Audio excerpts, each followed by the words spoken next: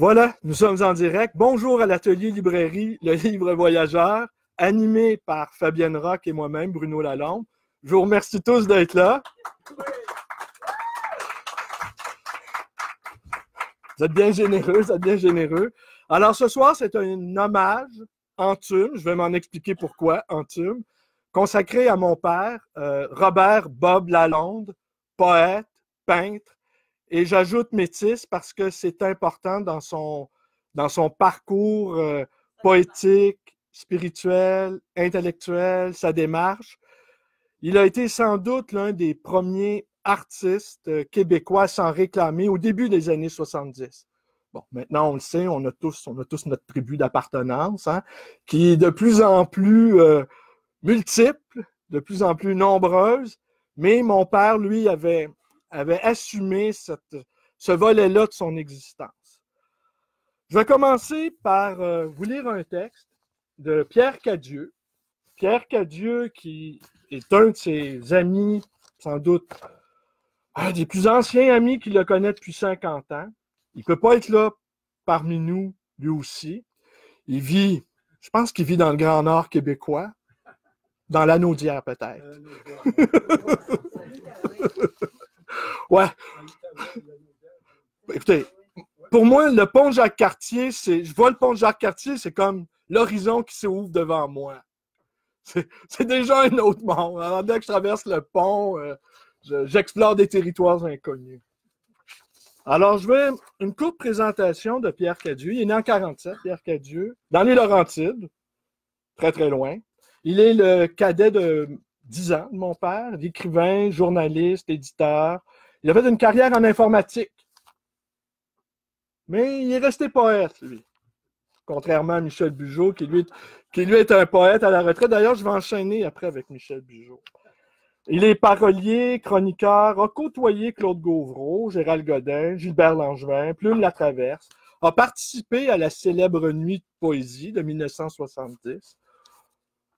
Jean-Pierre Massé et Jean-Claude Labrec, on pouvait trouver ça sur le site de l'ONF, ont fait une chronique de la Nuit de poésie qui est sortie Ils disent que c'est en 2015, mais en réalité, c'est en 2016. Bon, hein? Des fois, c'est bon de chipoter sur des détails. Et c'est des chutes de films qui n'ont pas été utilisées. Alors, dans cette chronique de la Nuit de la poésie, on y retrouve Pierre Cadieux et on y retrouve mon père également. Alors donc, Pierre Cadieux a publié une douzaine de recueils, d'ouvrages didactiques, et Félix Leclerc disait que c'était un grand poète. Il a fondé le Parti poétique québécois. Je vais aller vous le chercher. Ne quittez pas. Félix Leclerc, un gentil témoignage. À Pierre Cadieux. Quand ça, où ça? Pierre Cadieux qui est sans doute en train d'écouter. Écoutez, pour tous ceux qui ont des questions, je vois il y a des commentaires qui apparaissent sur le fil Facebook. J'y répondrai demain. Alors, si vous avez des questions, posez-les. Demain, j'y répondrai ou je tenterai d'y répondre. Ouais. Alors donc, oui, Pierre Cadieux a fondé le parti. D'ailleurs, Michel Bugeaud qui a participé. Alors ici, ça, c'est le manifeste du Parti poétique québécois, dans lequel on retrouve mon père, Pierre Cadieux, Michel Bugeaud, qui est un digne représentant de ce parti politique qui a présenté un candidat en 1970 dans le comté de Saint-Jacques. Et ce que j'ai cru comprendre, ça avait permis l'élection de Claude Charron avec la division du vote. Bon, j'avoue que cette information-là que j'ai reçue aujourd'hui, je ne l'ai pas encore assimilée tout à fait. Et dans ce recueil-là, on trouve un poème de René Lévesque. Alors, je vais inviter un des membres de cette auguste assemblée à le lire, un jeune courageux. René Lévesque a été poète pendant quelques heures dans sa vie. Et on en détient la preuve. Alors, écoutez, c'est tout pour la description du travail de Pierre Cadieux, mais Pierre, dans son infinie bonté de poète métis, m'a fait parvenir un texte que je vais vous lire à l'instant. Hommage à Robert Bob Lalonde. Le poète Robert Lalonde a commencé à publier plus d'une quinzaine d'années avant que le comédien du même nom publie en 1981 son premier roman, La Belle Épouvante, lequel prix, il a gagné le prix Robert Clich pour ça. Et ça, ce Robert Lalonde-là, homonyme de mon père, a été sujet d'infinies tracasseries me concernant. Bon, peut-être que, oui, parce que j'ai passé pratiquement toute ma vie à me faire dire « T'es le fils de Robert Lalonde ». Effectivement, mais pas celui qui est connu. Parce que le Robert Lalonde, connu, comédien que tout le monde connaît, il m'aurait eu à 14 ans. Et je comprends qu'à 14 ans, on est au sommet de notre capacité de reproduction, mais il aurait fallu qu'il y ait une sorte d'élan poétique incroyable pour me créer. Dit sommairement. Alors, malheureusement, nous dit Pierre Cadieux, la notoriété télévisuelle de ce dernier a inévitablement éclipsé celle du premier. La confusion persiste depuis sans que ni un ni l'autre n'y puisse quelque chose. Alors, j'espère que cette vidéo-là vient semer le doute, en tout cas, que maintenant on peut admettre qu'une fois pour toutes, je suis le fils de Robert Lalonde. En 1969, j'avais 22 ans lorsque je fis la connaissance de Robert Bob Lalonde, alors un vieux de 32 ans, un bohème, un coureur des bois transformé en coureur des rues de la grande ville. Nous avons échangé de nos livres et j'ai découvert sa plume digne d'un Verlaine et les thématiques qui le suivront toute sa vie. Le monde des humbles, la nature et les animaux, les personnages familiers de nos contes, mais surtout l'appel des bois et sa réalité de métis. Un pionnier là-dessus à cette époque.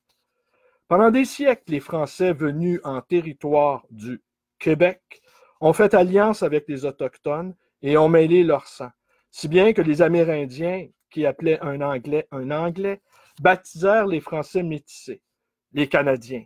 Encore un nom qu'on nous a subtilisé. De même, la feuille d'érable du drapeau vient du blason familial du patriote Louis-Joseph Papineau. Aujourd'hui, une majorité de Québécois redécouvrent leurs racines métisses. Le Québec constitue ainsi une nouvelle nation et une société doublement distincte en Amérique du Nord. Je me souviens alors du logement de Bob, sous les arbres, rue Saint-Urbain, qui était un véritable sous-bois.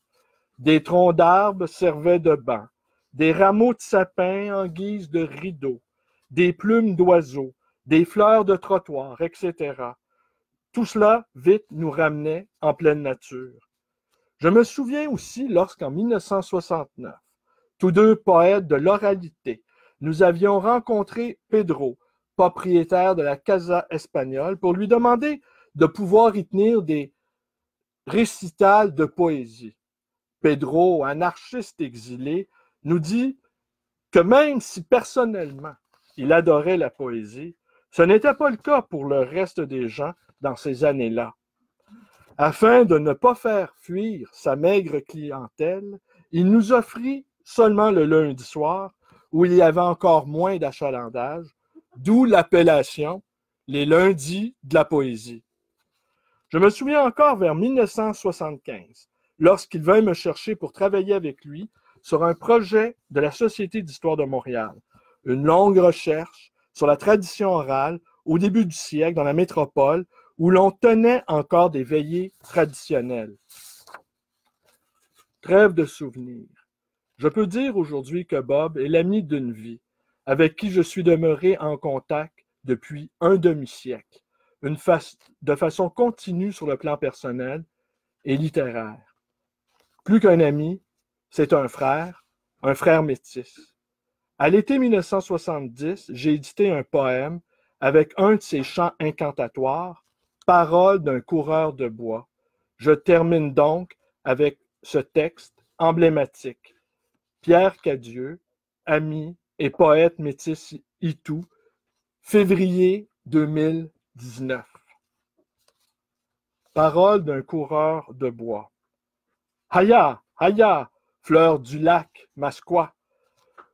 L'aube éclairait tes yeux dans les bois.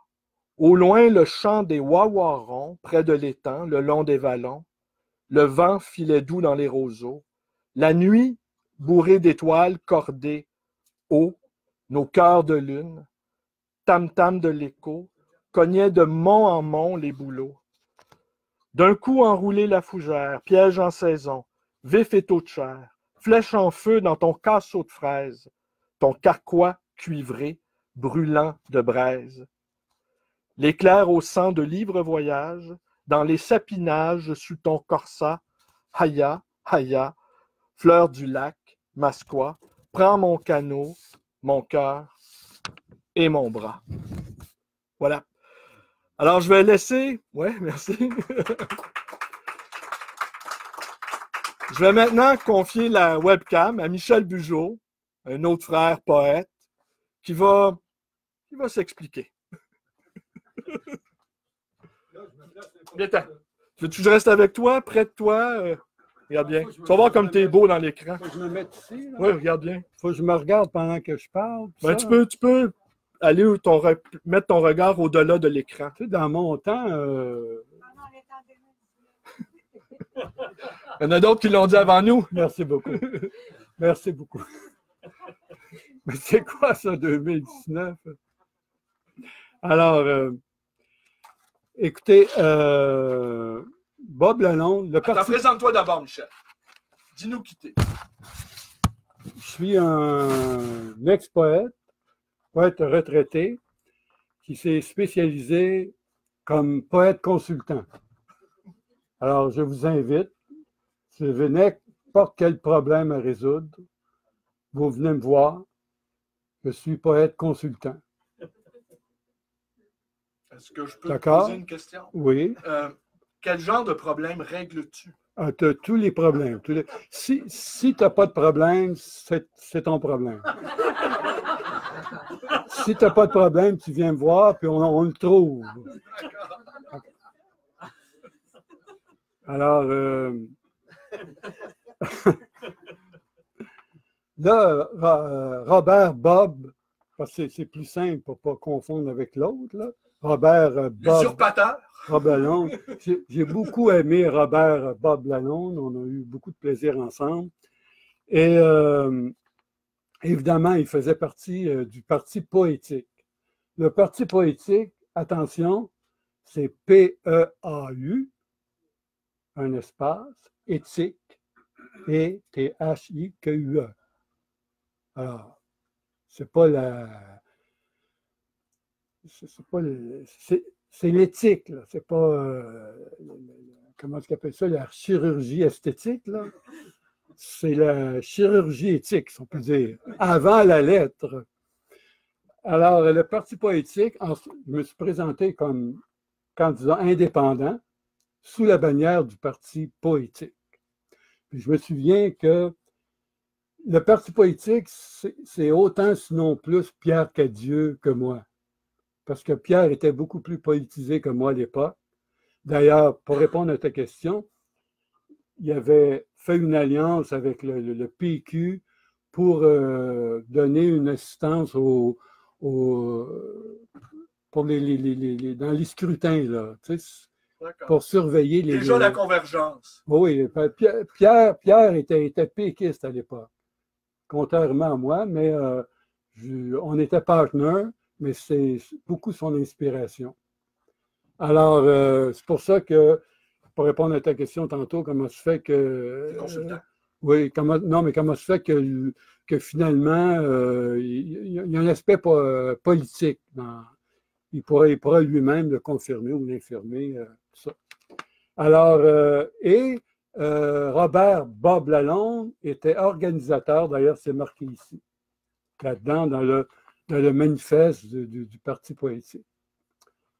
Donc, j'ai un exemplaire aussi. Je pensais que c'était plus rare que ça quand même. Moi, j'en ai deux. T'en as deux. Félicitations. Le père et le fils. Et le Saint-Esprit. Et la phrase vraiment là, qui résumerait le Parti poétique, c'est de Robert Bob Lalonde. Et il a écrit, il s'est marqué là-dessus, nous sommes jumeaux de l'homme des cavernes, nous sommes la clé confuse d'un ordre nouveau. Alors, c'est marqué là, et c'est ça qui résume pour moi le parti poétique. Et nous sommes jumeaux de l'homme des cavernes, c'est une évidence, on ne reculera pas jusque-là, on est en 2019 quand même, comme on me l'a si bien rappelé. Nous sommes la clé confuse d'un ordre nouveau. Eh bien là, c'est évidemment le poète. Hein? Mais sans vouloir faire de publicité pour ma propre spécialité, je dirais que la clé confuse se précise quand on devient poète consultant. C'est-à-dire que le poète, tout le monde est poète. Moi, je me suis spécialisé comme poète consultant et j'ai toujours pensé, d'ailleurs, à l'époque du Parti politique, c'est marqué aussi, nous sommes tous membres du Parti politique. C'est-à-dire que nous sommes tous poètes et la fonction du poète, c'est de tenir le coup en attendant ou pour faire la promotion que finalement nous soyons tous poètes de l'ordre nouveau. Mais là, on est dans le chaos total en 2019. On est dans le chaos climatique, on est dans le chaos idéologique. C'est une passe. On va traverser ça. Il n'y a pas de problème. C'est juste un dur moment passé. Et en même temps, un moment de grande, grande effervescence. Et puis un moment extraordinaire parce qu'on vit une transition.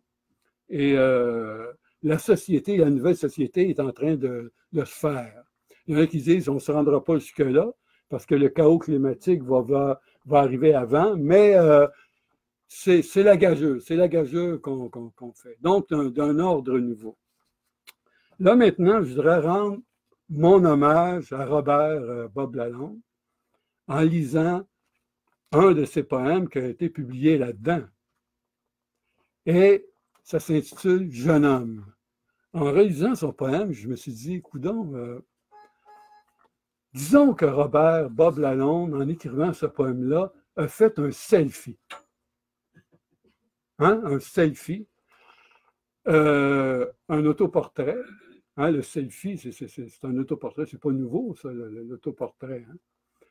Alors, il a fait un selfie, et pour moi, le véritable selfie, ou le selfie complet, c'est que on se fait, il y a un autoportrait, mais avec le contexte social autour. Hein? Si je me fais photographier, disons, avec Bruno, prenons un exemple proche de moi. Là. Je réapparais. Si je me fais photographier avec... c'est pas vraiment un selfie. Merci Bruno, merci Bruno. Le selfie contient toute la société, le contexte social. Fait que quand un artiste, un véritable artiste comme Robert Bob Lalonde fait un selfie, c'est qu'il se décrit lui-même, mais il décrit toute la société, l'époque qu'il vit, et l'époque, c'est des années 70 au Carré Saint-Louis, pour se situer géographiquement. Donc, il faut se transporter en 1970 au Carré Saint-Louis.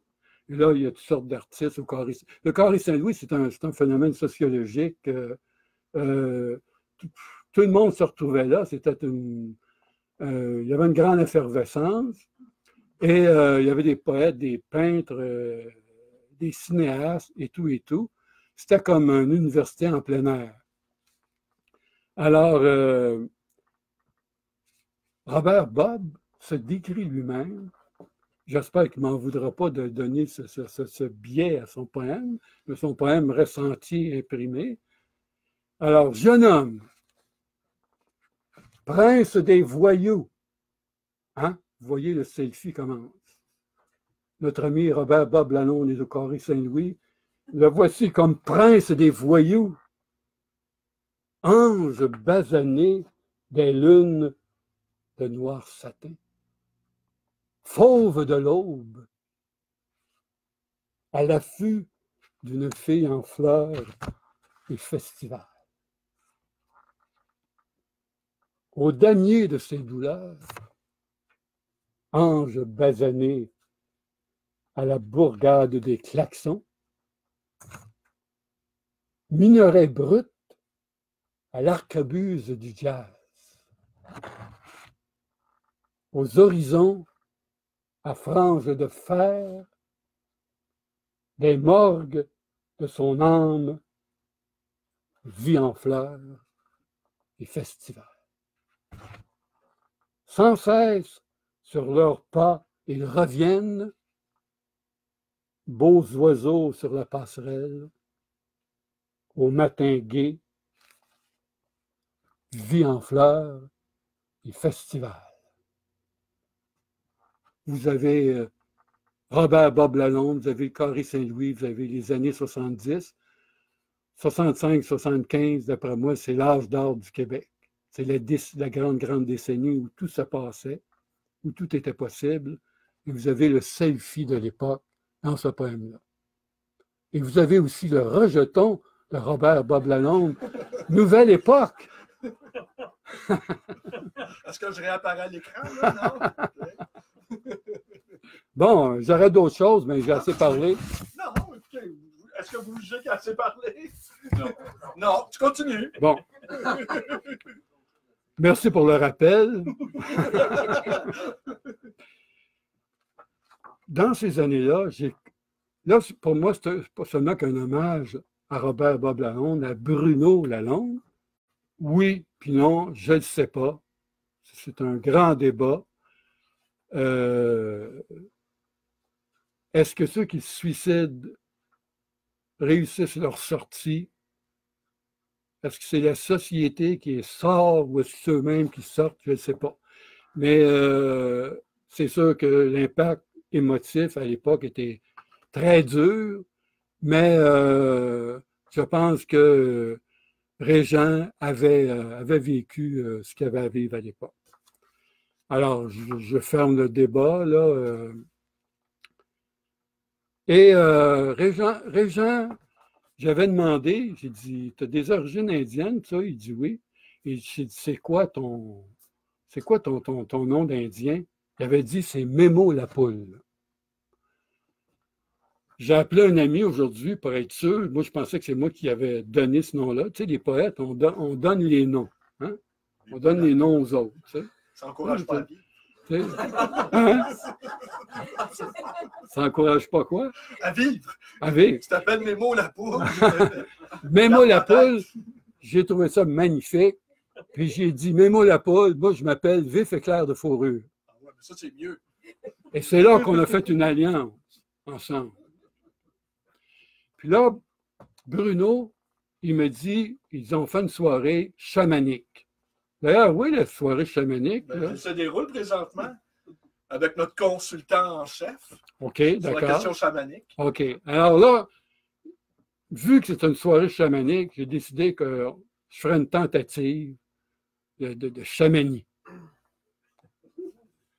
Alors, ce texte-là, qui s'intitule Mémo la poule, j'ai décidé que je vais essayer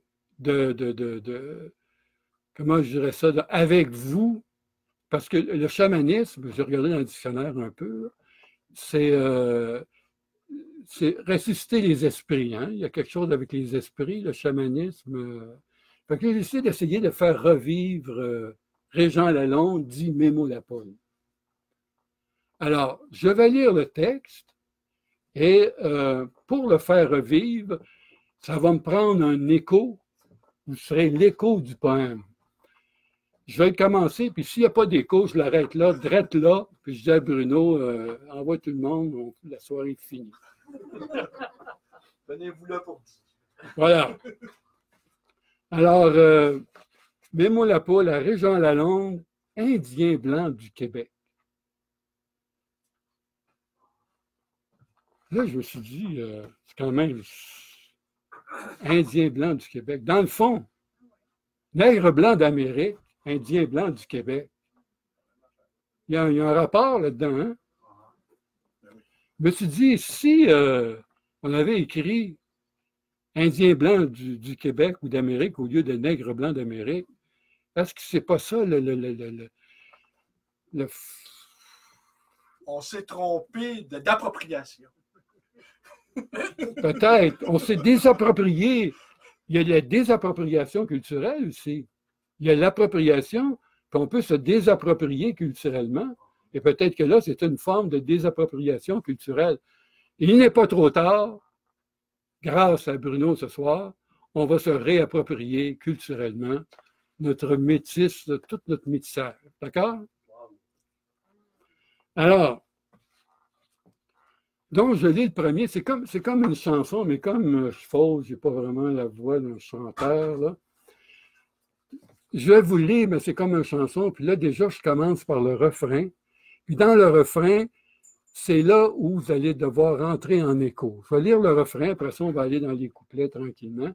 Puis dans le refrain, je demande à personne de répéter une phrase, mais il faudrait qu'au moins qu'une personne ici répète une phrase du refrain quand il voudra.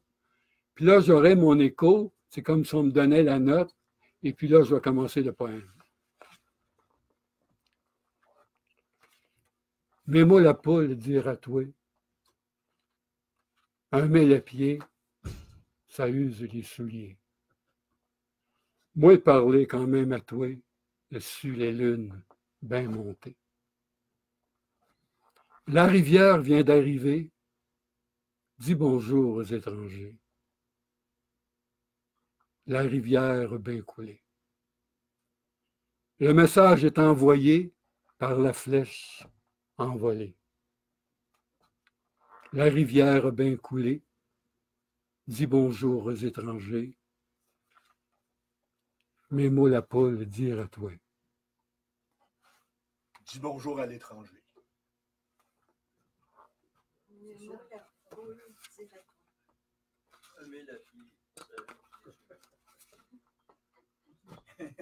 Qui dit mieux?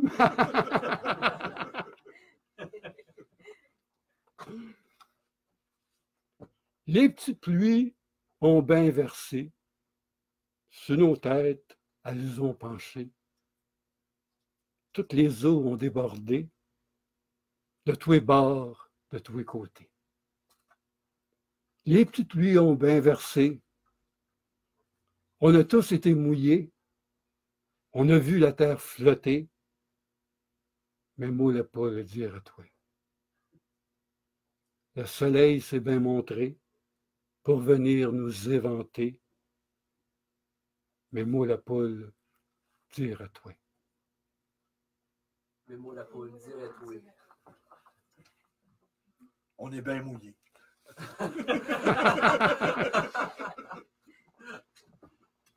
Les petites neiges ont bien chuté. Tout le ciel s'est empoudré. Les chemins étaient mêlés. Mais moi, la poule, dire à toi. Les chemins étaient mêlés. J'ai rêvé que j'étais chez moi. Tout partout où j'ai les pieds. Que nulle part n'est étranger. Mais moi, la poule, dire à toi. On était bien mouillés. J'ai rêvé que j'étais chez moi. Les petites neiges sont bien tombées. Plus fort, Fabienne? Les petites neiges sont bien tombées. Alors, dernier couplet. Le grand froid a décrampé, de nos têtes jusqu'à nos pieds. J'ai rêvé que j'étais chez moi, tout partout j'ai les pieds. Mais moi la poule dire à toi. Mais moi la poule dire à toi, un mélapier, ça use les souliers. La rivière vient d'arriver. Dis bonjour aux étrangers. La rivière a bien coulé. Le message est envoyé par la flèche envolée. Mais moi, la poule, dire à toi. De nos têtes jusqu'à nos pieds. La flèche est envolée. Alors, bonne fête à tous les Lalonde, hein? Robert Bob, à Régent Lalonde, en passant par Bruno Lalonde. Merci, Michel. Vous êtes sans voix, j'en suis convaincu. Je vais inviter maintenant mon ami Alain Arthur Pinchot, poète métis également. Hein? On est sur une lancée.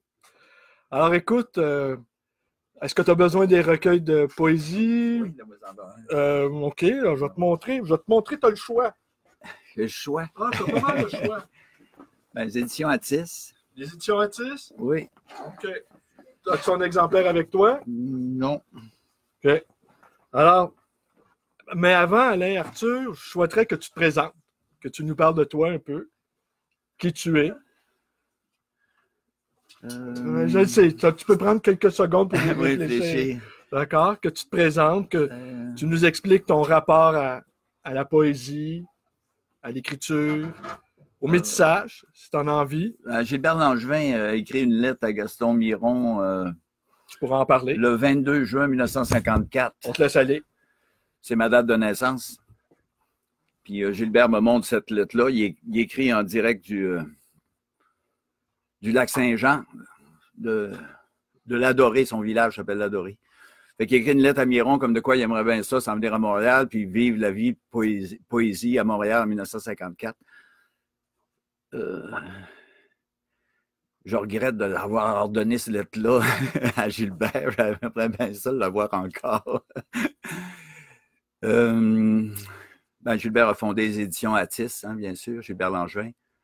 Alias Carmen Avril, alias Zéro le Gel, c'est quand même quelqu'un qui m'a influencé beaucoup.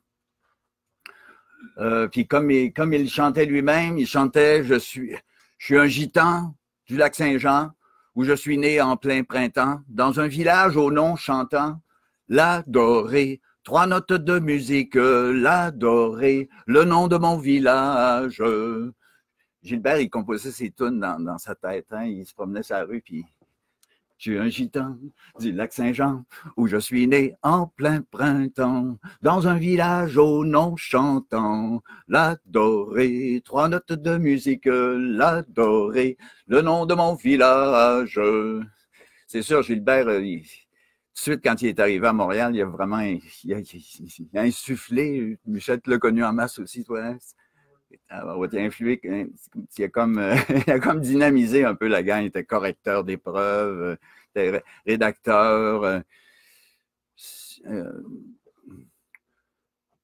Moi, c'est sûr que je m'ennuie de Gilbert. On s'ennuie de Gilbert tout le temps. C'est drôle, là, je jouais Michel, puis là, je voulais tellement me poser des questions à Michel. Je dis, c'est quoi l'anti-Miron? J'arrête pas de penser à l'anti-Miron, puis... Ouais, c'est un livre que Michel a écrit, mais l'anti-Miron, c'est quoi l'anti-Miron? C'est ensuite, ça me turlupine dans le genre, Miron, es-tu un grand poète ou c'est un poète mineur? Tu sais, c'est comme, il est tellement encensé par la grande foule de monde qui ne connaissent pas la poésie que là, tu te dis, il a été récupéré, lui, complètement, Miron. Puis ils en ont fait comme une icône. Ils en ont même fait un édifice. Un édifice. Puis lui-même, quand tu lis toute sa correspondance avec Efflé ou sa correspondance avec d'autres, il se trouve tellement mauvais que ça en est broyant. Tu lis ça, là, hein? Ah oui, c'est sûr. Ben oui, mais tu sais, Miron, il savait lui-même qu'il n'était pas un grand poète. Il n'avait pas accepté que ça soit publié, le prix littéraire à l'Université de Montréal. Il n'avait pas accepté ça. Il a fallu le forcer, il a fallu lui tordre un bras. Il a fallu lui faire... Lui, Miron, il était vraiment un gars de la rature, puis en même temps, il avait tellement pas confiance en lui. Pour moi, c'était incroyable. Puis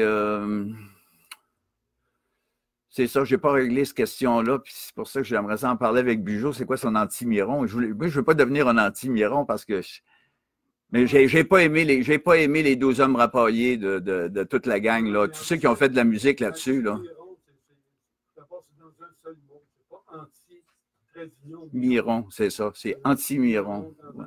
Ouais. C'est un hommage. Ouais, c'est comme un hommage. Hein. Mais parle de Langevin plutôt. Ouais, parce que t'en as un autre métis, ça, c'est sûr. C'est un poète national. Ouais, c'est un grand poète. Ben oui, c'est sûr. Puis un fabriqueur de chansons aussi, c'est comme un grand créateur de chansons. Ben, des fois, je faisais le lien avec Desjardins. Moi, je le chicane des fois avec Desjardins. Puis je disais, Desjardins n'est pas vraiment un grand poète. Ta sœur Louise est une bien meilleure poète que toi. Puis Richard était plutôt d'accord. T'es enregistré là? Ouais, pas grave, on s'en tabarnak. Moi, je m'en fous. Il y a des cœurs sensibles quand même. Non, mais c'est pas grave, ça. Moi, si je mets Gaston Biron, le 103e meilleur poète de l'histoire du Québec, Desjardins, il est le 102e, il n'est même pas dans les 100 premiers, tu sais, c'est quand même terrible, tu sais. Il y a du monde qui haïsse Gilbert Langevin, ils sont allergiques à Gilbert, tu sais. Il y en a quand même beaucoup, là, tu sais. C'est impossible, mais peut-être pas dans ta gang. Mais il faudrait que tu dises quand même qu'il a été l'éditeur de mon père. C'est ça. Puisque c'est une soirée d'hommage en tube. Oui, c'est ça. Ouais, à ma gang des Métis, c'est sûr. Je voulais absolument chanter le Gitan du Lac-Saint-Jean parce que ça me semblait fondamental.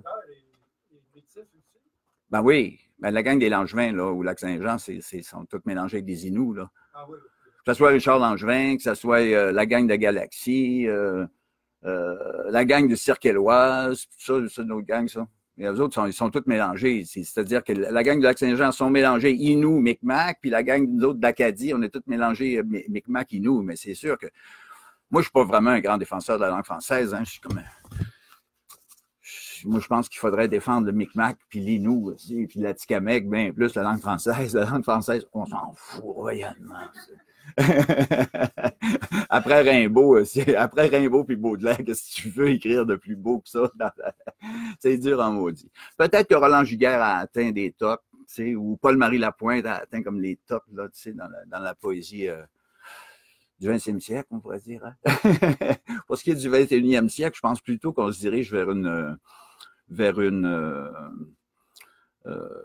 poésie, je dirais, hein, poésie ou contre-poésie, comme la gang de L'Écrou, là, c'est la gang des éditions L'Écrou avec J.S. Larouche, puis qui surfent dans le Styx, puis la gang de Carl Bessette, les éditeurs des éditions L'Écrou. Même les poètes de brousse, eux autres, ils essayent d'inventer comme la nouvelle poésie du 21e siècle, mais c'est pas évident. Les lois de Cravant, Rodrigue Gold, tout ça, c'est tous les anarchistes de la littérature, c'est des rebelles quand même.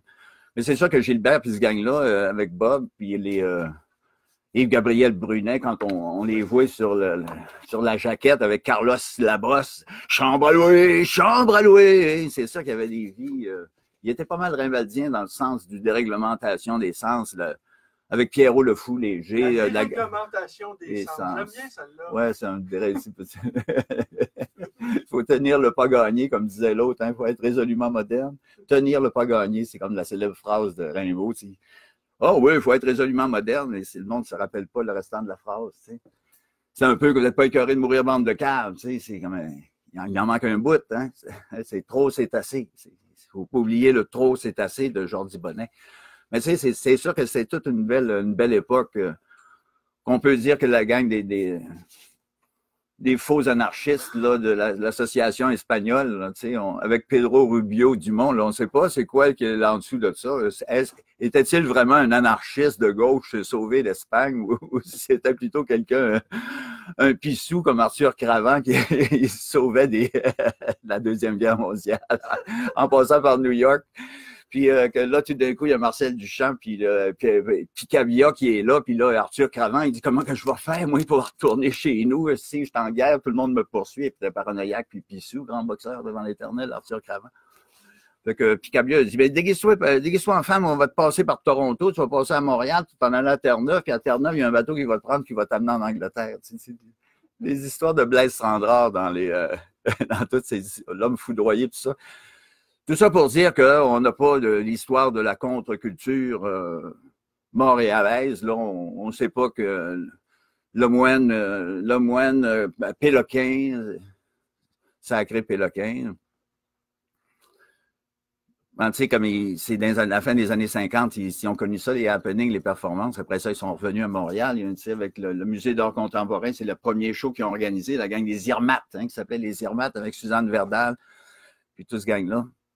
Puis c'est ça que la gang de l'université le département d'histoire de l'art, ils ont fait le beau Québec Underground, les trois beaux gros tomes là sur les pionniers, les Lone Rangers, toute l'histoire de justement de la Smena puis les 30A de Serge Lemoine à l'université de Montréal, toute la naissance de la place aux poètes. Qui était une vraie place là avec Roussille puis tout ça, les chicanes avec Roussille Vaillancourt, c'est toutes toutes des histoires à raconter que si à un moment donné, je ne sais pas comment on va faire pour. Ben, on va t'enregistrer. On va va t'asseoir. Oui, puis essayer aussi d'interviewer les vieux, la gang des vieux Christ, là, quand on commence à être des vieux Christ, finalement. Aïe, aïe, aïe, aïe, aïe. Non, mais justement, par hasard, il y en a un dédicacé à Gaston Biron ici. Ah, pauvre Gaston. Quand même notre premier monoparental de la littérature québécoise. Hein? Masculin. Masculin? Oui. Ah oui, masculin. OK, on va y aller. Oh, Villanelle du premier amour. C'est quoi Villanelle? Villanelle du premier amour. Non? Y a-t-il un jeune Googleiseur ici? Oui, c'est ça. Villanelle, c'est une sorte de poème plutôt médiéval. All right, merci. Voilà. Ça va être une salle d'applaudissements. Yeah! Villanelle, yeah! Il n'est pas perdu. Hey, Villanelle du premier amour. La première femme au flanc du premier homme effeuille de leur sommeil sur ses pierres les roses. Le ciel de ses yeux embués d'une rosée de lumière, elle lui dévoile sous les étoiles sa nudité.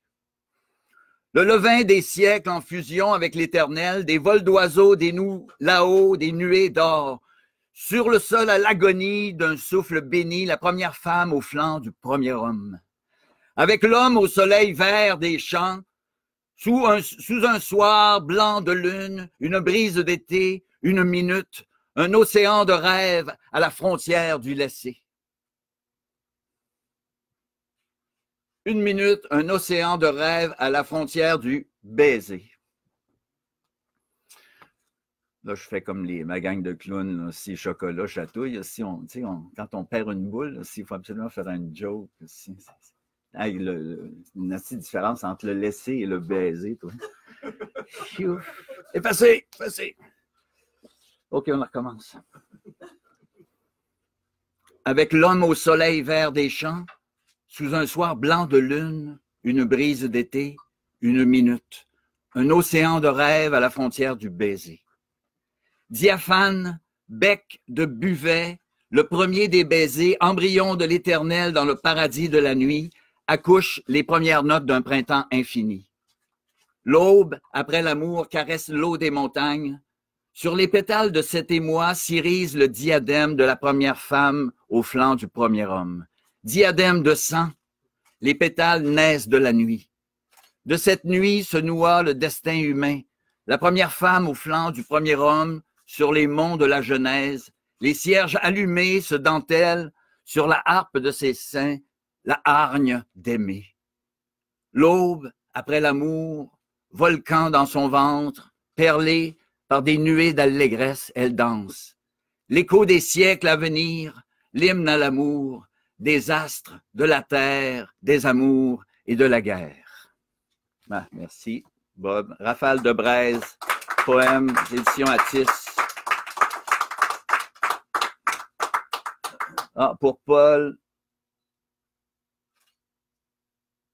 en amitié, mes amitiés, en souvenir de souvenirs. Ben, c'est ça, il faut se rappeler qu'il y a tout un underground, puis il y a tout un overground, parce qu'il y a toute la gang de la Casanou, ce qu'on appelle la Casanou. Quand Pedro Rubio a dit à Pierrot, ben là, montez en haut, là, dans un local libre, là, puis là,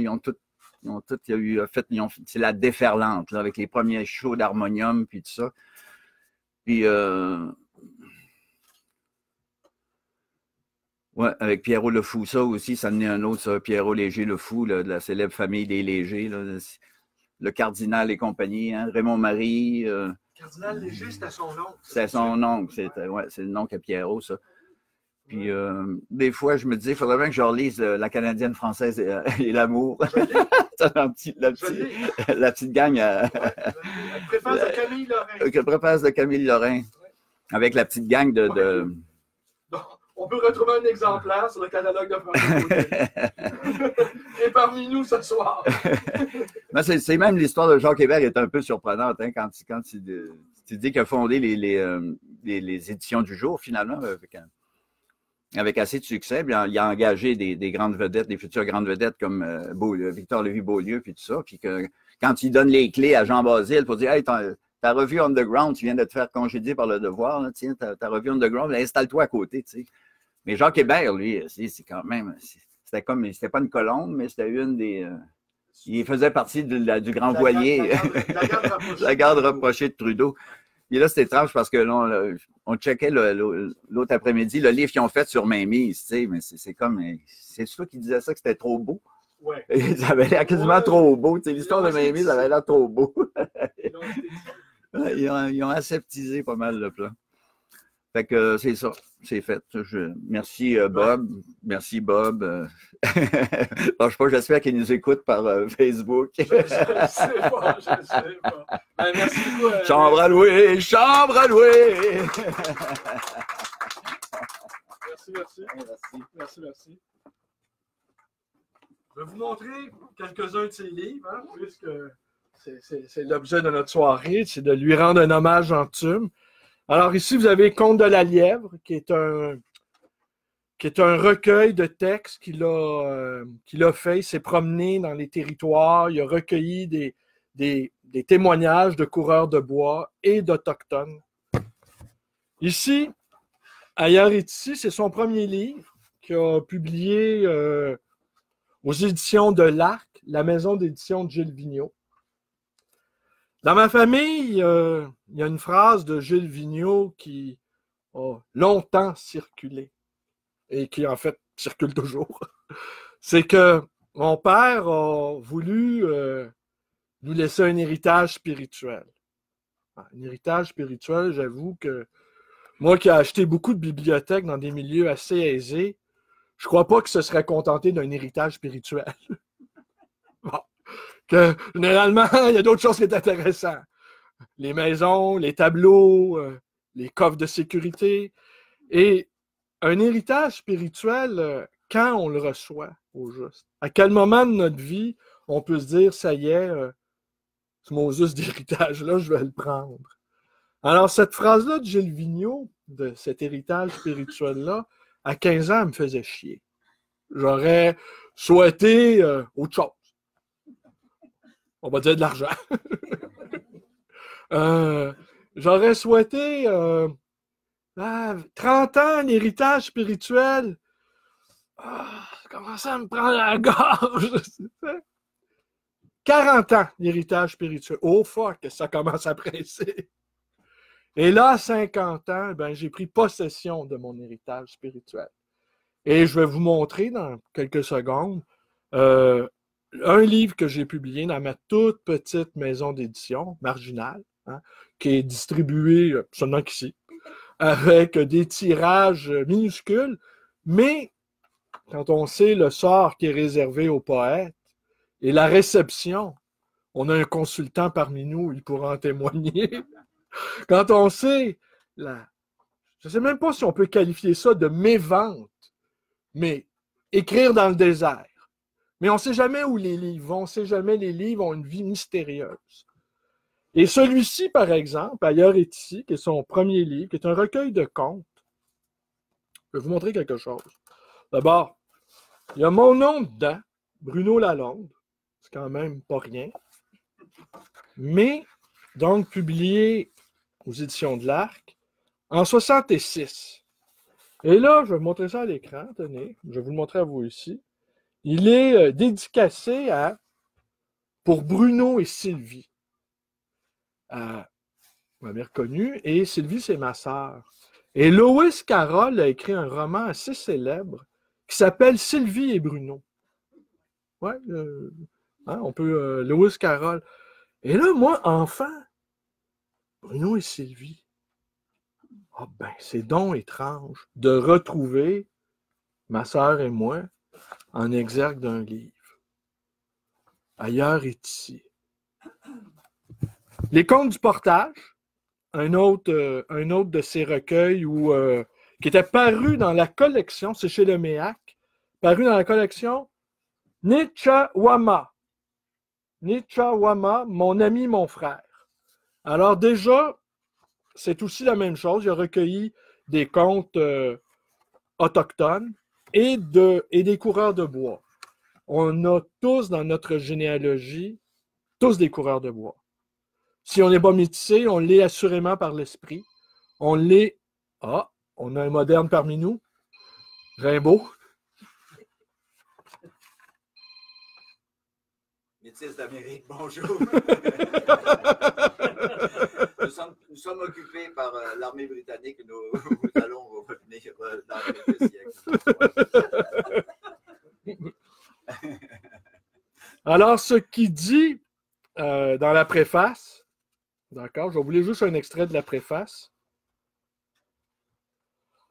Le conteur québécois est un personnage de la belle époque de la coupe du bois.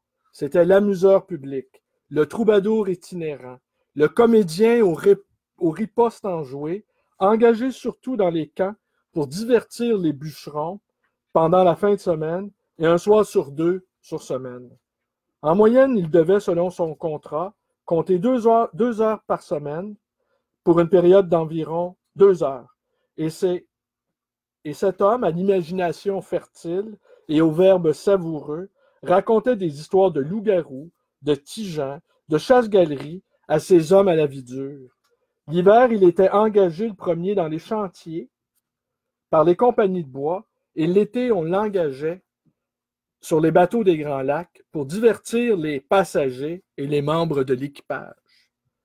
Quant au conteur amérindien, son rôle et sa fonction revêtaient un caractère sacré. Il était le dépositaire de la petite et grande histoire de sa tribu. Il en était le gardien attitré et le protecteur. Il était le récipiendaire de la tradition orale des générations antérieures. Mais sa tâche et sa qualité consistait surtout à transmettre son savoir à son entourage, leur faire valoir les mérites et les légendes entourant les faits et gestes de la tribu. Ces séances pouvaient durer pendant de nombreuses heures qu'on écoutait avec un profond respect, car c'était la voix des ancêtres qui parvenait ainsi jusqu'à eux. Et là, après, il enchaîne sur quel genre d'hommes étaient les conteurs québécois. Ben, écoutez, on saura peut-être ça une autre fois. Alors, les contes du portage, Raphaël de Braise, qui a été publié dans la maison d'édition de Gilbert Langevin, les éditions Atis, dans lesquelles on retrouve aussi André Major, qui a écrit son premier recueil de poésie. Jean Gauguin-Larouche, sculpteur également. Qui d'autre? Jean-Yves Brunet. Et Yves-Gabriel Brunet. On en oublie, hein? On en oublie. Alors voilà, je vais maintenant céder la parole à Jérôme. Jérôme Langevin, oui. Excuse-moi, c'est pas fini les œuvres de ton père? Ah oui, il y en a d'autres, il y en a plein d'autres. J'ai pas trouvé. Ah, je vais vous conter quelque chose. J'ai un de mes contacts dans le monde de la bibliophilie. Il a déniché. J'ai essayé de vous le trouver pour l'événement. J'ai pas été. Je ne sais pas où je l'ai mis. Et c'est un exemplaire de Raphaël de Braise, autographié à Claude Gauvreau. Alors, j'aurais aimé vous lire un poème tiré de l'exemplaire autographié à Claude Gauvreau, mais je ne sais pas où je l'ai mis. Même, je me suis dit, je l'ai-tu vendu? Serais-tu capable de faire ça? Non, il y a François Côté qui opine. Oui, je ne l'ai pas vendu, François. Ouais, je l'ai tellement bien caché que je vous reviens.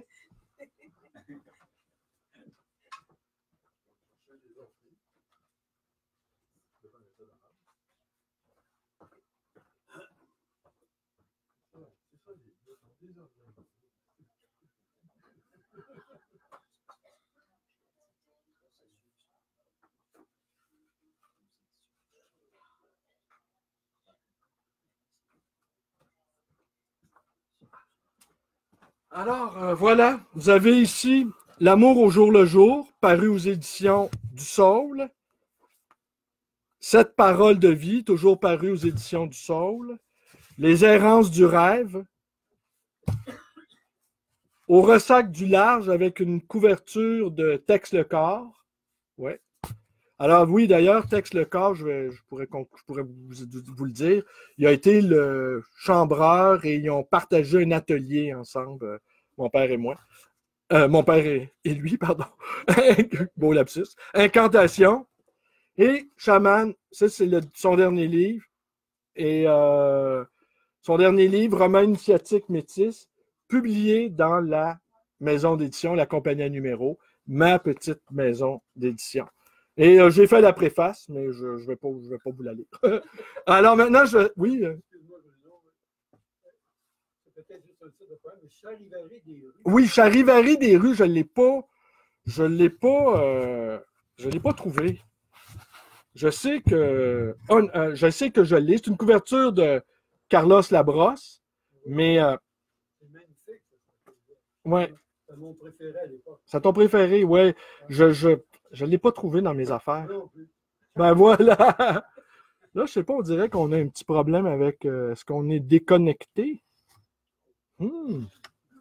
Non, ça. Il y a Cartona qui s'est manifesté, mais bon, peut-être. Alors, je vais inviter Jérôme Langevin, à se présenter. Je me demande si je ne devrais pas fermer le truc et le réouvrir. Ouais, donnez-moi une petite seconde. Parce que il se passe quelque chose sur mon ordi. Alors, on revient dans 2 secondes. En fait, je voulais prendre une pause d'1 minute. Si vous allez vous servir de quoi boire pendant que j'ajuste mon appareil.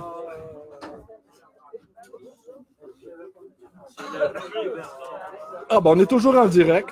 Mais bon, nos invités. Salut Jérôme, tu vas bien? Mais non. Allez vous servir à boire. Ben voilà, ça a l'air que ça marche encore. On est toujours là.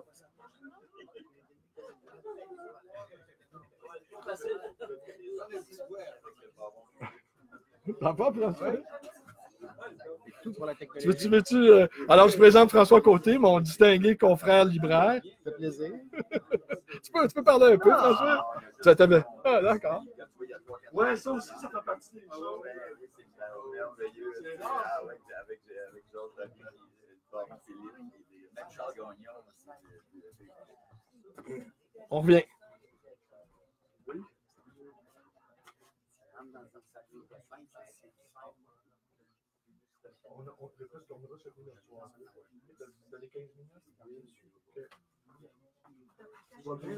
Et toi, François Bruno, vous êtes d'un chic, messieurs, dames. Il faut être chic des fois.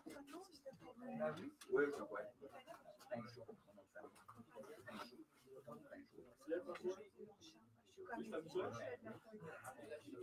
Mais sur mon album que j'ai produit, Les Jours d'amour, je fais de la poésie de mon évêque. Chez Archambault, ça coûte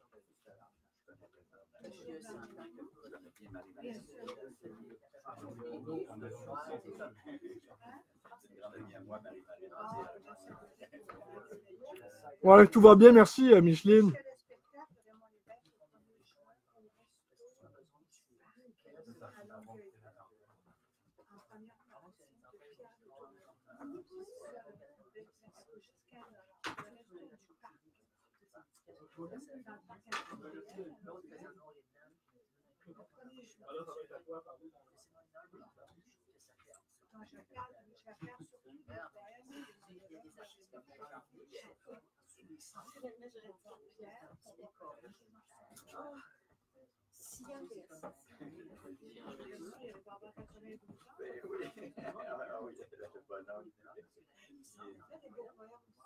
Dans un récital que j'avais monté avec Sylvie Leroux qui devait revenir, je faisais du Langevin. Je faisais du avez-vous connu le poème qui était écrit à Gilbert Blanc? Oui, Gilbert Blanc, on l'a connu. C'est moi, quand l'ami m'a demandé, c'est Jean-Marc Bonnet. Jean-Marc Bonnet.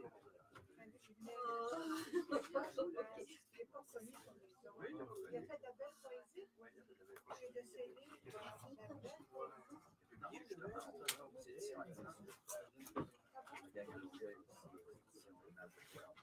Alors, si vous voulez bien vous asseoir, on reprend.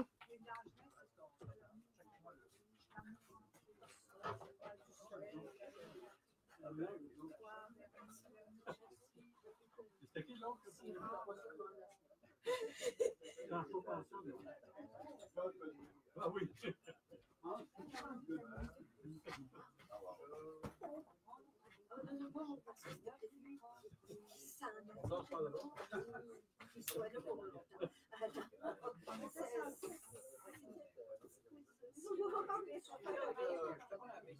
Il y avait des fins comme les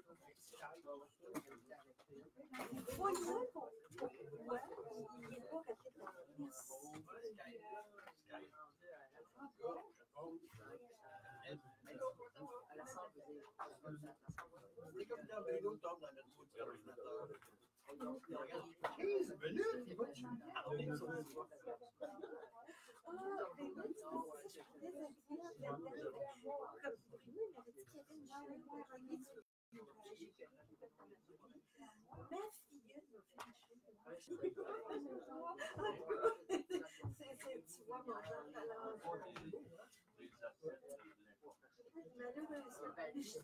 Alors, mesdames, messieurs, si vous voulez vous asseoir, on reprend et on conclut.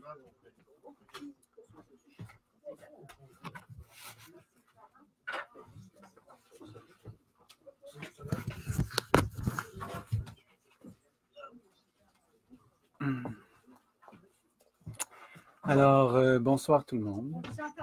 Oui. Alors, c'est très drôle parce que le premier mot que je voulais dire, c'était beau pour bohème. Alors, je ferai un peu de millage sur le fait de la poétique pour continuer avec le bohème. Donc, mais présente-toi d'abord, Jérôme. Dis-nous qui tu es. Bon, bien, Jérôme Langevin, je me trouve à être quelqu'un qui travaille aussi le verbe, pas comme mon oncle Gilbert, qui en faisait, si on veut, qui était consultant lui-même. Un consultant engagé, et qui était quelqu'un, je veux dire, qui vivait justement ce rapport au verbe d'une façon, je veux dire, tranchée, tranchante. Lui-même parfois un peu comme dans une tranchée, comme le poilu, je veux dire, dans la Première Guerre mondiale.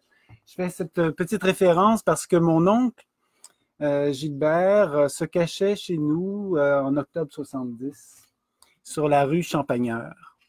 Et à ce moment-là, il racontait l'histoire ou les histoires formidables de Onésime, l'enfant poilu, pas trop.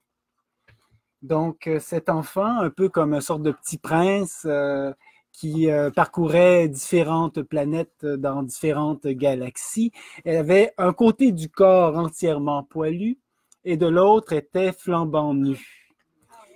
Alors, plus tard, j'ai compris qu'il y avait peut-être là une métaphore, c'est-à-dire celle du poète, qui lui-même était séparé par cette tranchée intérieure, à savoir d'un côté le poilu, l'engagé, celui qui milite, hein, celui qui est dans l'édition plus que dans la reddition.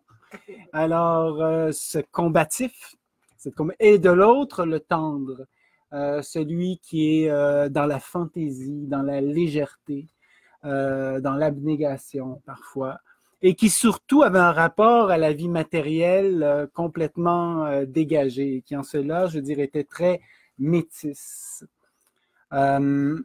Gilbert, on lui demandait l'heure, il donnait sa montre.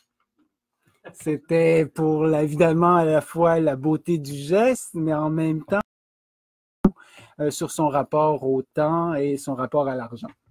Hein? Donc, j'ai été touché par l'affection tout à l'heure qui a été exprimée justement, puis cette mémoire qui est toujours très, très vive, très, très liée et liante.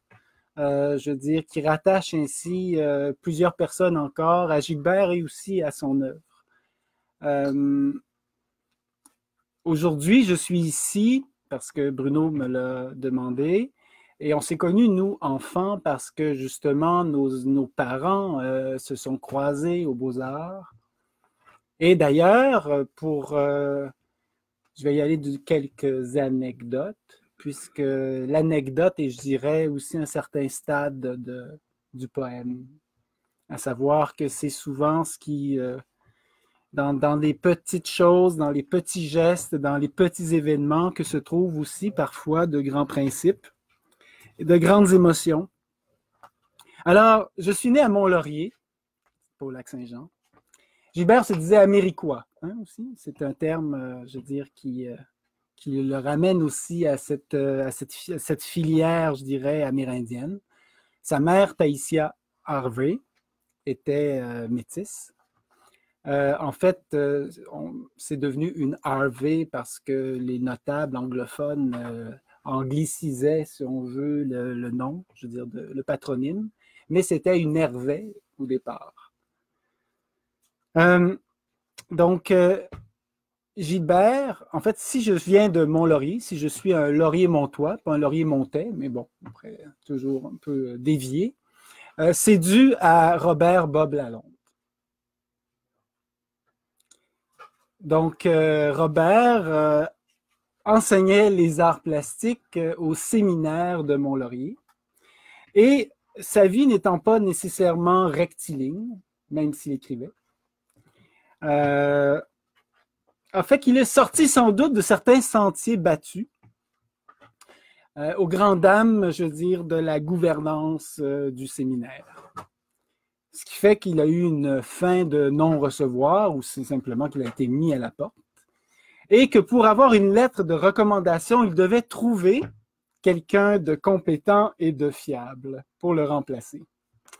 Il s'est donc tourné vers mon père, Roger Langevin, le sculpteur, à qui on doit notamment le Félix Leclerc, bon, au parc La Fontaine, qui est le frère de Gilbert, qui est parti pour Mont-Laurier pour le remplacer, je veux dire, 6 mois, le temps de trouver quelqu'un d'autre. Et finalement, bon, ben, on a vécu, je veux dire, notre enfance à Mont-Laurier. Donc, je veux dire, le père de Bruno a eu une incidence directe, je veux dire, sur ma vie. Sur le fait qu'après, je veux dire, l'épisode, je veux dire, de... J'ignorais ça. T'ignorais, ben tu vois, ça prend toujours des scoops, je veux dire, sur le plan, je veux dire, aussi des anecdotes. Et mon père, en échange, lui dit, ben écoute, je vais te refiler, moi, je veux dire, le poste que je suis censé avoir à Saint-Jérôme. Alors, Robert s'est présenté à Saint-Jérôme, il n'a pas eu de poste. En fait, c'est que la veille, et ça, même ton père ne l'a jamais su, ce pourquoi il n'a pas eu le poste. C'est qu'il avait fait de la sérigraphie ou des eaux fortes la veille, donc le côté justement pictural était là. Et il avait les ongles noirs. Alors, les ongles noirs, ça n'a pas passé le test, je veux dire, au niveau de l'embauche. Il y a parfois les pieds noirs, mais il y a aussi les ongles noirs, en fait. Alors, tout ce qui est du domaine hein, du noir, de ce qui nous marque, je veux dire, c'est aussi ce qui nous démarque. Mais sur ce plan-là, mon père, lui, a su ça parce qu'ensuite, il avait fait le suivi auprès de la direction de l'école, je veux dire, à Saint-Jérôme. Mon grand ami est venu. Oui, il avait une très belle lettre de référence, mais il avait les ongles noirs. Alors, comme quoi, parfois, je veux dire, les eaux fortes, puis bon, ce métier-là qui nous ramène le côté, je veux dire, à la fois, on peut avoir quelqu'un qui transmet, parce qu'un enseignant, c'est ça aussi, c'est quelqu'un qui transmet. Excellent titre de livre, ça, les ongles noirs, quand les excellent aussi. Oui, les ongles noirs. C'est mieux que les mains sales, quand même. C'est plus précis.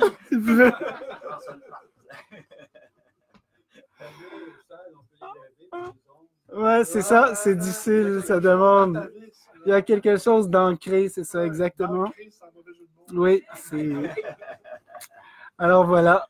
Donc, sur ce, il y a cette idée donc chez Gilbert, je veux dire, de quelqu'un qui est coupé en deux.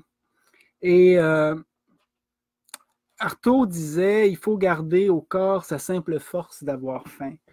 C'était dans ses lettres du Mexique.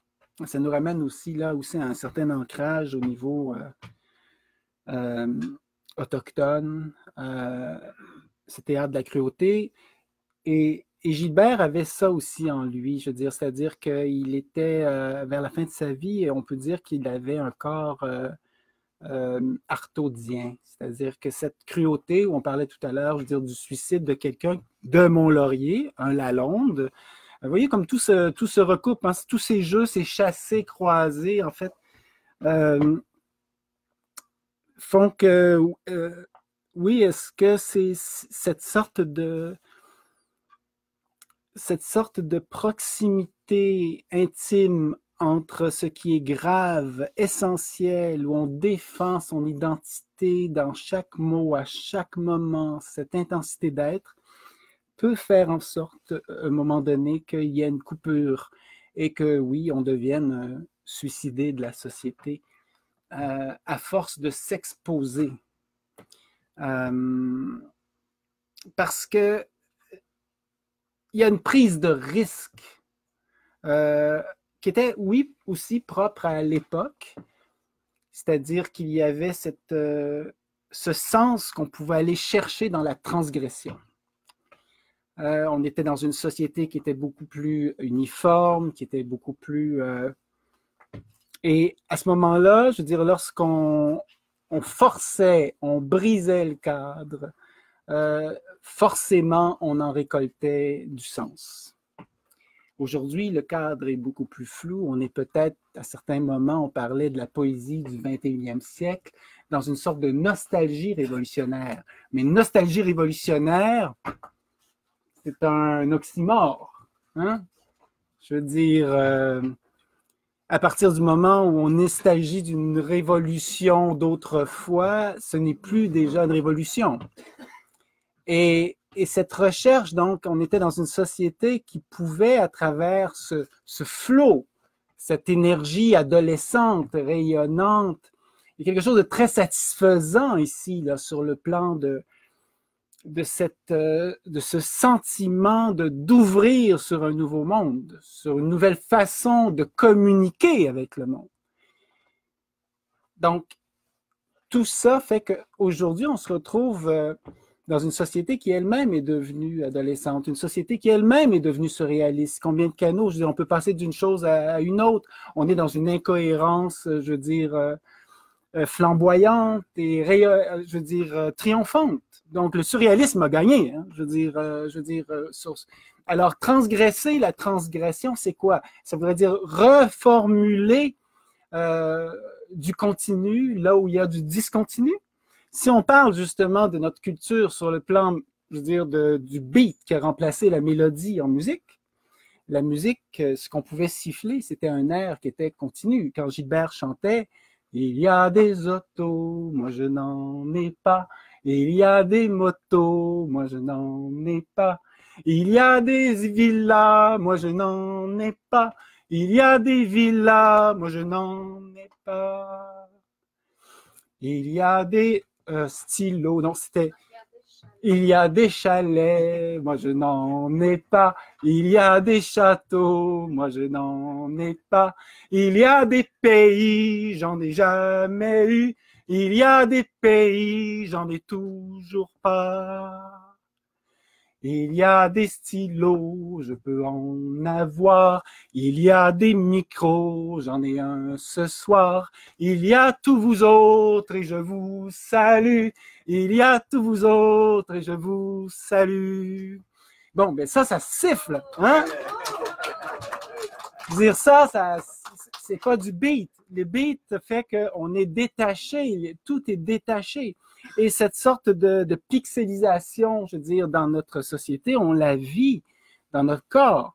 Mais en même temps, il faut alors retrouver du continu là où il y avait tantôt de l'esbrouf, là où il y avait de la transgression, là où il y avait ce besoin de sortir du carcan. On en est sur le plan de la poésie aujourd'hui, ou sur le plan, je dirais, d'une certaine mission poétique. Et éthique, oui. À se retrouver dans pour le corps, éthique pour une nouvelle morale qui ne soit pas prescrite, non transcendante, mais néanmoins éprouvée dans notre chair, de recréer du sens, de reproduire du sens plutôt que continuellement le concasser. C'est dans cette optique aussi, tu parles d'un hommage, je veux dire, à ton père. Je suis sensible à cet aspect-là. J'ai moi-même, je veux dire, mis en scène quelques événements, je veux dire, soulignant l'œuvre de Gilbert Langevin, décédé en 1995. Avec ma conjointe aussi, on a créé un album, Le choix des armes, qui reprend cette phrase de Gilbert, « Laissons au cœur le choix des armes, alors la vie refleurira. Mon amour, on gagnera. » Donc, porté, je dirais, par cette mission, on a créé donc France, qui est une artiste qui est compositrice, interprète, a fait un album, donc qu'on a lancé en 2014. Et puis, moi qui ai assisté à plusieurs spectacles de Gilbert et je suis arrivé à Montréal à 17 ans, donc en 81. Et donc, je suis allé, j'ai connu, je veux dire, la Chaconne, évidemment, sur Saint-Denis, je veux dire, le Quartier Latin, le café-théâtre du Quartier Latin avec Jean-Marie Da Silva. Là aussi, il y aurait nombre d'anecdotes assez extraordinaires, je veux dire, à relater. Café du Vieux-Port, le Conventum, bon, puis et ce qui était, il y avait quelque chose chez Gilbert, il pouvait être cinglant, mais il était d'une sincérité incroyable, et surtout, il ne pouvait pas se désolidariser des blessures, ce qui interdisait toute forme de cynisme. Gilbert était critique, mais n'était jamais cynique. Et ça, je pense que c'est le trait aussi d'un grand humaniste. Cette dimension-là, je m'en voudrais de ne pas vous la communiquer, cet humanisme-là, à travers justement, si France veut bien, je veux dire, peut-être interpréter a cappella une chanson. Une chanson parce que Gilbert avait, bon, il y a un côté pastoral dans son œuvre et je pense que ça rejoint très bien ce côté-là bohème dont on parlait tout à l'heure, un côté pastoral. Par exemple, une chanson comme D'où que vienne qui commence « D'où que vienne ce goût d'amour, d'où que vienne ce goût d'amour, je m'en vais au rendez-vous. À la lisière du bois doux, le soleil est encore couché, les nuages ont les yeux collés, on dirait que le jour est mort, on dirait que le jour est mort. » Il y avait ce côté pastoral, mais il y avait aussi ce côté urbain. Alors, si tu voulais bien faire Montréal MTS, a cappella, juste pour qu'on ait, comme je dirais, les deux côtés de cette tranchée. Tiens, viens ici. Faut que je m'en rappelle. Avec le trottoir nu. Oui, c'est ça. OK, attends un peu. Sans piano, je suis pianiste alors. Piano. Avec le trottoir nu, des rues mortes immortelles, l'église de nos sens court après ses appels. J'ai roulé les tapis de l'infini réel, caché dans le soleil des jardins de naissance. Mais toi qui me vois mal, déguiser tes images et tomber sous les balles au creux de ta folie. Vinule et nourricière comme une bouche heureuse, sexe au vent comme une aile qui coule en dérivant vers l'ange de nos débats futiles et des drames sans mur qui tuent les nerfs et l'âme. Comment, pourquoi, si toi, si vous, si nous, si je te raconte enfin le délire des humains, par amour bien cloué sur la croix du plaisir, par amour crucifié dans un délice extrême. Si j'avais su qu'aimer, c'est de trouver trop tard le premier des regards, celui qui donne à rire, des dents dont on se plaint et du silence au noir, des mémoires sans fin, en dérivant vers l'ange de nos débats futiles et des drames sans mur qui tuent les nerfs et l'âme. Allô, allô mon âme, bonsoir, bonsoir, beau cœur, territoire de la nuit, rivière de mes bonheurs. Salut, salut la mort, compagne de nos cœurs, vie nulle et nourricière comme une bouche heureuse, sexe au vent comme une aile qui coule en dérivant vers l'ange de nos débats futiles et des drames sans mur qui tuent les nerfs et l'âme, qui tuent les nerfs et l'âme.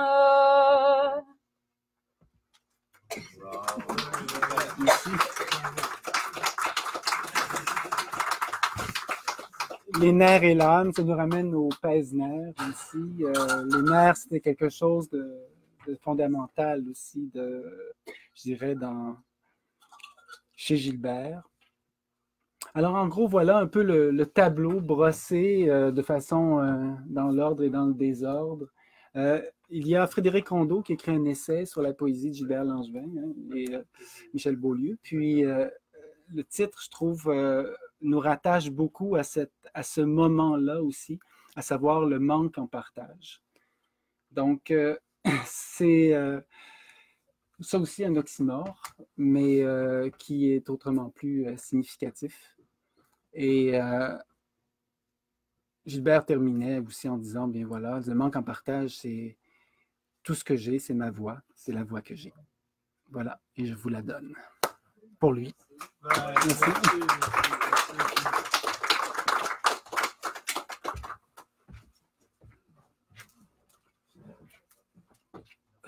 Ben, merci, France. Merci, Jérôme. Écoutez, je vous remercie tous d'être là. Moi, moi aussi, je vais vous lire quelque chose qui n'est pas de mon père, qui est de Rimbaud. J'espère que je vais le lire correctement. C'est difficile, lire Rimbaud. Il y en a qui se sont essayés avant moi, mais bon, avec plus ou moins de succès, ou parfois... Le Dormeur du Val, et je vous dirai pourquoi après ce poème-là était très important dans ma vie.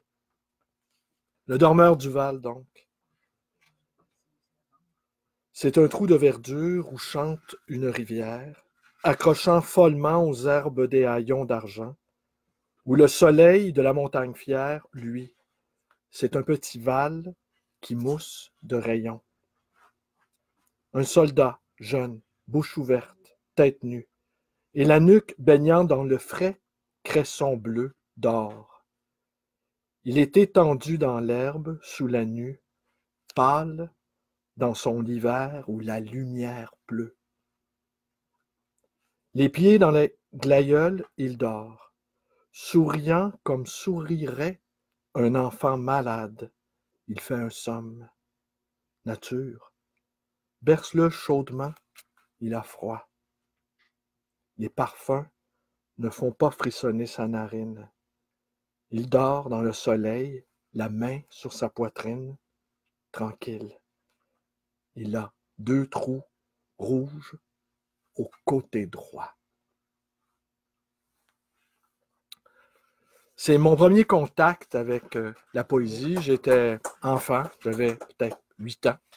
À l'école Marguerite Bourgeois, ou Sacré-Cœur peut-être, dans le quartier centre-sud de Montréal, un quartier qui est jadis un quartier ouvrier, et qui est devenu ce qu'on appelle un quartier en voie de déshérence. Il n'y avait plus d'ouvriers.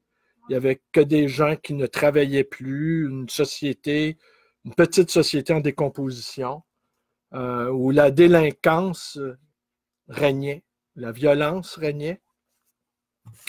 Grandi dans un quartier très inquiétant. Les statistiques de ces années-là où j'étais enfant disaient que c'était le quartier le plus violent en Amérique du Nord. Ouais. Ouais. Au pied carré. Pardon? Oui, on s'en est bien sorti, Marie-Josée. Et il y a le célèbre boxeur Mario Cusson, je ne sais pas si ça vous dit quelque chose, qui a été un champion olympique, A-t-il été champion olympique? Non, je ne crois pas. Il a été champion de sa catégorie, cependant. Il a été champion de sa catégorie. Champion mondial de sa catégorie, peut-être. Hein, il y a un boxeur très, très important. Mario Cusson, il a été champion dans bien les domaines, mais champion du Canada. C'est un ami très, très intime D'accord. à moi et mon mari.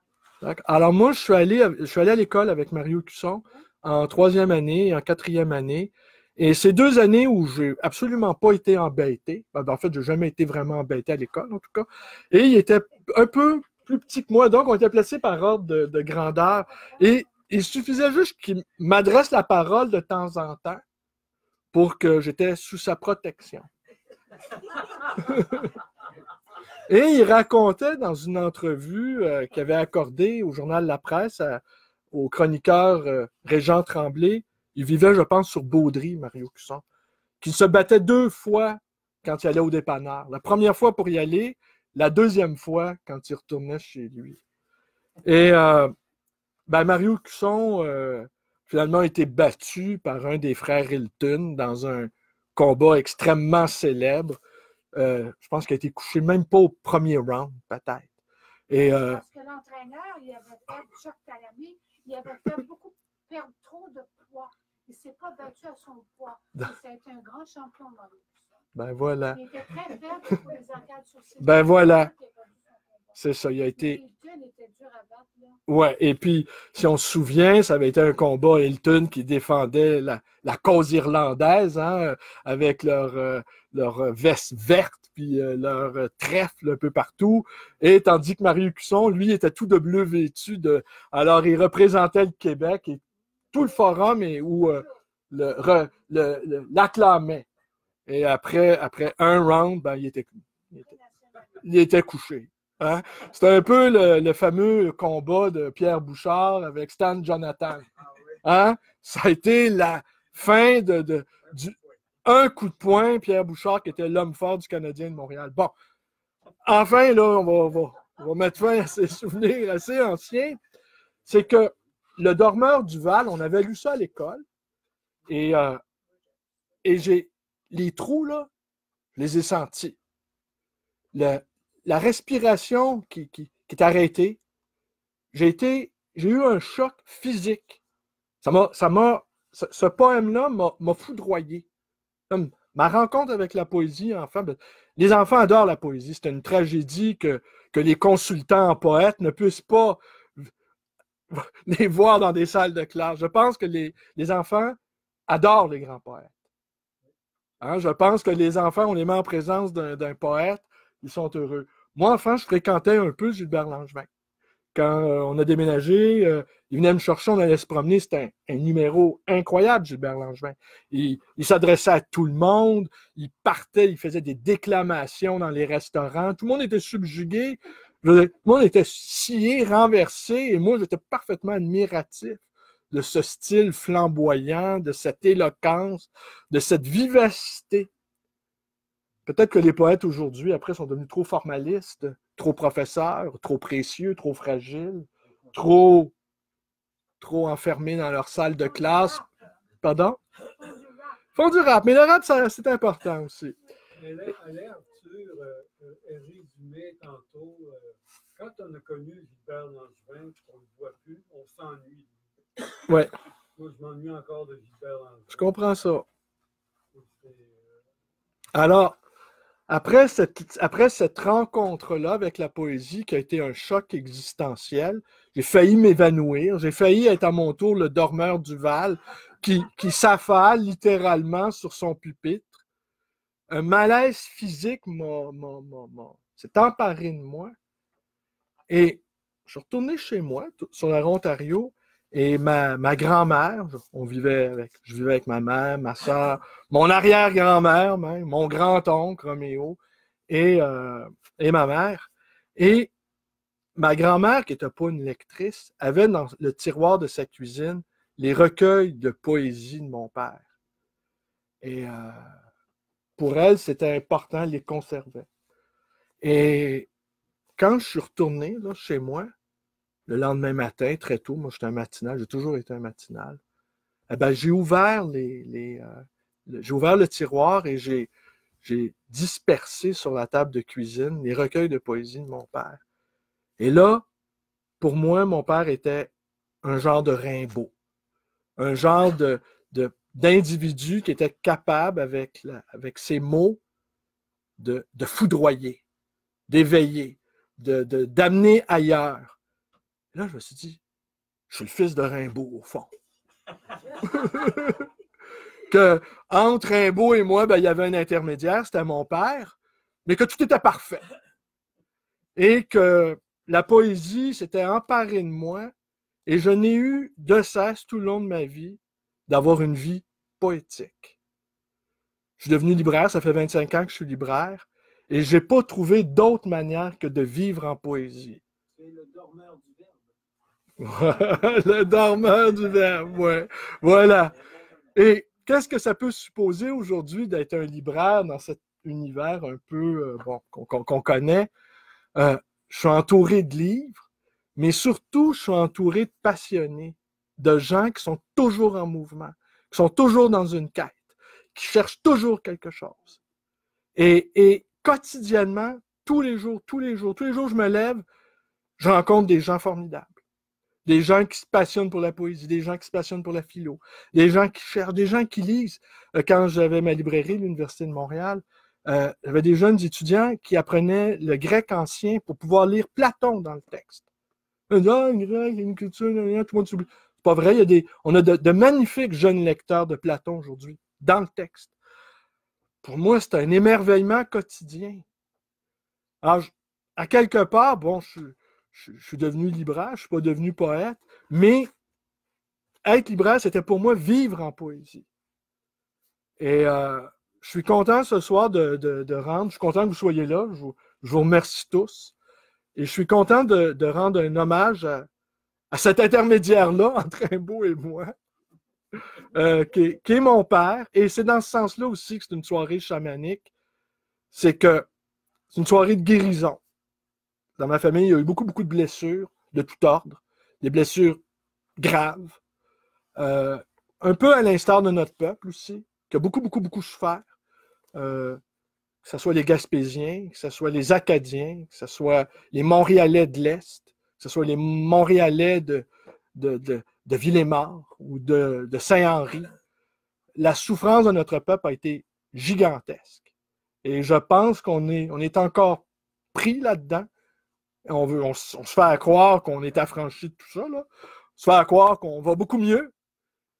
Mais je pense que nos blessures, elles sont vives, elles sont cuisantes, elles sont lacérantes, elles sont mortifiantes. Et que la poésie, l'écriture, le partage, eh bien, peut peut-être nous permettre d'espérer des temps plus cléments. Alors voilà, je vous remercie. S'il y a quelqu'un qui veut dire un dernier mot, eh bien... Oui, par rapport à Atis, là, alors, qui a commencé dans les années 50. Je vais laisser Alain Arthur conclure la soirée. Merci, bonne soirée à tous. Bon, juste un petit mot par rapport aux éditions Atis. Ça a duré quand même peut-être 12-15 ans, les éditions Atis. Puis toute l'école, on pourrait peut-être appeler ça l'école de Montréal à quelque part. Le fraternalisme. Le fraternalisme, les cahiers du fraternalisme. Hein? Oui. C'est ça, à toute cette époque-là, c'est quand même une époque bizarre parce que il y avait certainement une rébellion, même à l'intérieur du milieu de la poésie, entre l'Hexagone, par exemple, où c'est là que Gilbert se chicane un peu avec l'Hexagone, puis qu'il décide de créer Atis. Puis que je voyais tantôt, il y avait Serge Desglin qui était là, puis le gars qui a écrit aussi What the fuck, là. Luc Granger, là, qui a publié aux éditions Atis aussi, lui, puis qu'après ça, il est le premier à avoir été en Islande pour essayer de découvrir un nouveau pays, parce qu'il voulait qu'on s'exile tout en Islande, semble-t-il. Luc Granger est assez capoté.